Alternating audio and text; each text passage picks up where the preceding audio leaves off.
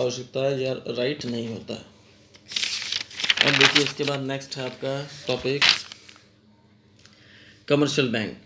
कल एक बच्चे ने पूछा था कमर्शियल बैंक क्या होता है। तो commercial bank these banks are which या who accept deposit from public and grant और provide loans to the public. यानी ये वो बैंक होते हैं जो पब्लिक को लोन प्रोवाइड करते हैं और पब्लिक के पैसे को जमा करते हैं फॉर डोमेस्टिक और कमर्शियल पर्पज़ के लिए। आप अपने पैसे को जमा कर रहे हैं SBI में, PNB में, ICICI में जमा करेंगे। उसके बाद आपको लोन चाहिए, किसी और को लोन चाहिए, तो इन बैंकों से लोन अवेलेबल होता है। जैसे कि SBI, ICICI, HDFC, PNB, तो ये सभी बैंक क्या हैं, RBI के अंडर में वर्क करते हैं, इसलिए इनको कमर्शियल बैंक कहा गया है। इनके प्राइमरी फंक्शंस होते हैं डिपॉजिट एक्सेप्ट करना, यानी जो लोग ये लोगों के पैसे को डिपॉजिट करता है। यानी हम अपना पैसा डिपॉजिट करते हैं कमर्शियल बैंक में और कमर्शियल बैंक में पैसा डिपॉजिट करते हैं RBI के पास। इसी तरह ये बैंक लोन प्रोवाइड करने का काम भी करते हैं। तो ये दोनों इनके प्राइमरी फंक्शंस कहे गए हैं। इसके अलावा इनके कुछ और भी फंक्शंस होते हैं, जैसे कि चेक फैसिलिटी प्रोवाइड करना, लॉकर की फैसिलिटी देना, चेक बुक अवेलेबल कराना, फिक्स डिपॉजिट अकाउंट खोलना, मार्केट का सर्वे करना, इन्वेस्टमेंट करना, डिफरेंट तरह के सेकेंडरी फंक्शंस ये आपको कमर्शियल बैंक्स प्रोवाइड करते हैं। इसके बाद नेक्स्ट टॉपिक है आपका how to the RBI control money supply. RBI money supply को कैसे कंट्रोल करता है। तो देखिए इकोनॉमी के अंदर मनी सप्लाई को करने का काम RBI का होता है। अभी जैसे हमने लास्ट फंक्शन में इसमें पढ़ा भी कि RBI मनी सप्लाई को रेगुलेट करता है। तो कैसे रेगुलेट करता है वो हम यहाँ पढ़ रहे हैं, जिसके अंदर क्वांटिटेटिव इंस्ट्रूमेंट का यूज़ किया गया है, क्वालिटेटिव इंस्ट्रूमेंट का यूज़ किया गया है। तो इसमें सबसे पहला क्वांटिटेटिव इंस्ट्रूमेंट होता है जिसका इफेक्ट पूरी इकोनॉमी पर पड़ता है, इसे बोलते हैं होल इकोनॉमी। और इसका इफेक्ट केवल कुछ पार्ट्स पे पड़ता है, इसे बोलते हैं क्वालिटेटिव। क्वांटिटेटिव इंस्ट्रूमेंट्स होते हैं जिनका इफेक्ट पूरी इकोनॉमी को अफेक्ट करेगा या जो पूरी इकोनॉमी को अफेक्ट करेंगे। क्वालिटेटिव इंस्ट्रूमेंट होते हैं जिनका इफेक्ट केवल एक पार्ट पे पड़ता है। अब देखिए यहाँ पे सबसे पहले हम पढ़ रहे हैं इसमें क्वांटिटेटिव इंस्ट्रूमेंट में बैंक रेट। बैंक रेट क्या होता है। बैंक रेट वो रेट होता है जिस रेट पर RBI कमर्शियल बैंक को लोन देता है उसे बोलते हैं बैंक रेट। सपोज करो RBI ने SBI को 4% पे लोन दिया है, तो SBI आगे पब्लिक को 5 या 6% पे लोन देगी। यानी अगर बैंक रेट बढ़ेगा तो इंटरेस्ट रेट भी बढ़ जाएगा, बैंक रेट कम हो तो इंटरेस्ट रेट भी कम हो जाए। तो इसमें रिलेशन कौन सा हो गया बच्चों, पॉजिटिव रिलेशन हो गया, इसके अंदर हो गया। तो RBI बैंक रेट कब बढ़ाती है, जब देश में महंगाई होती है, लोग ज़्यादा डिमांड करते हैं, उसे इन्फ्लेशन बोलते हैं।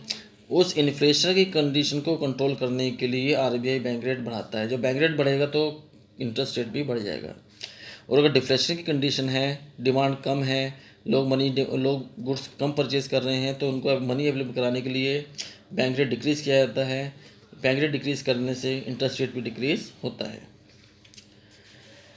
इसके बाद देखिए आप सेकंड फंक्शन है ओपन मार्केट ऑपरेशन।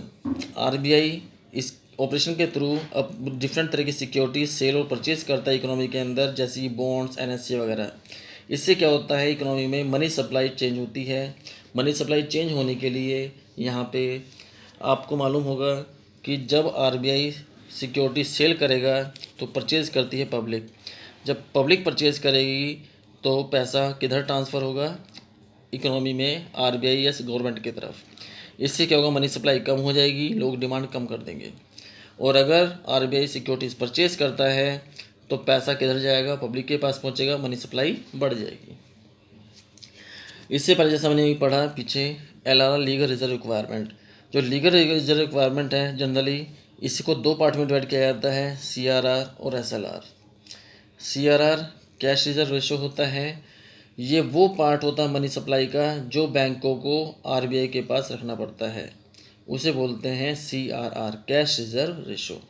यानी टोटल डिपॉजिट का वो पार्ट जो उसे RBI के पास डिपॉजिट करना है।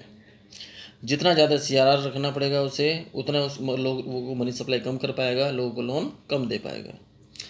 SLR स्टैट्यूटरी लिक्विडिटी रेशो होता है, ये वो पार्ट ऑफ मनी होता है जो उसको अपने पास रखना पड़ता है। ये जनरली 5 से 3% के आसपास होता है, जो करंटली डिक्रीज़ किया गया है। इसके साथ साथ देखिए क्वालिटेटिव इंस्ट्रूमेंट।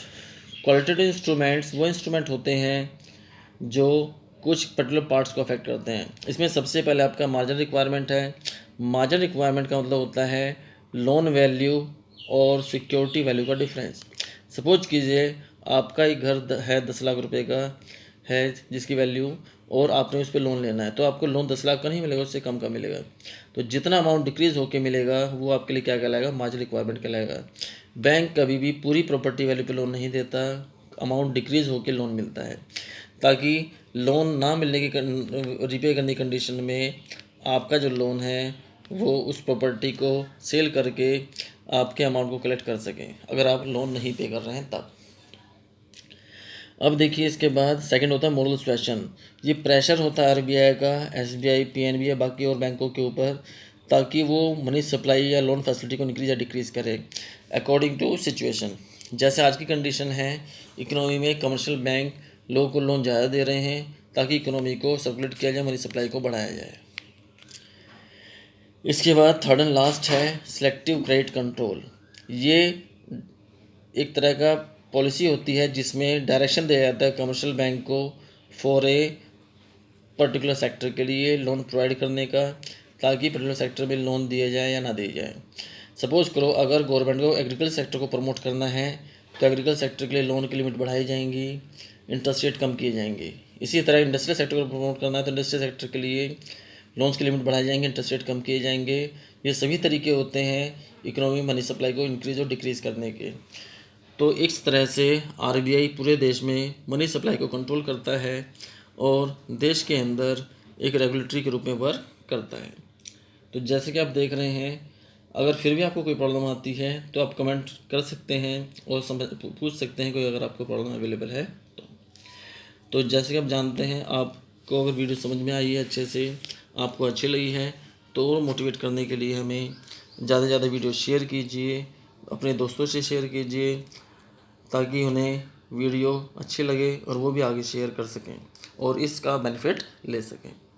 तो चैनल को सब्सक्राइब करना ना भूलिए, वीडियो को शेयर करना ना भूलिए, कमेंट ज़रूर कीजिए और बेल आइकन को प्रेस कीजिए ताकि आपको ज़्यादा से ज़्यादा नोटिफिकेशन अवेलेबल हों। थैंक यू बेटा, राधे राधे।